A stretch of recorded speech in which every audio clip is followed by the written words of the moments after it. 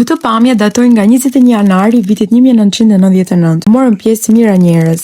Por çfarë ndodhi disa ditë më parë në Reçak? 15 janar të vitit 1999, forcat e sigurisë serbe zyrtarisht thuhet se kryen një operacion brenda dhe përreth fshatit. Pas largimit të tyre, vëzhguesit ndërkombëtar gjetën trupat rreth 45 personave të vrarë. Shumë prej tyre ishin të parmatosur dhe disa ishin shëlluar nga afër. Ngjarja u cilësua menjëherë si masakër nga misionet ndërkombëtare, përfshir OSBE-n. Shefi i misionit të OSBE-s në Kosovë, diplomati amerikan William Walker, ishte një nga të parët që denoncoi publikisht ngjarjen, duke quajtur atë krim kundër civilëve dhe duke alarmuar opinionin ndërkombëtar. Hetimet mjekoligjore dhe dëshmitë treguan se viktimat ishin kryesisht civilë dhe jo pjesëtar të luftës. Për komunitetin ndërkombëtar kjo ishte një shkelje e rëndë të drejtave të njerëzit dhe jo një përleshje ushtarake. Autoritetet serbe nga ana tjetër në atë kohë pretenduan se viktimat ishin luftëtarë të UÇK-s. Ky version u kundërshtua nga shumica e hetuesve të pavarur. Masakri i Reçakut tronditi botën dhe ndikoi drejt për drejt në rritjen e presionit ndërkombëtar, që çoi më vonë në ndërhyrjen e NATO-s.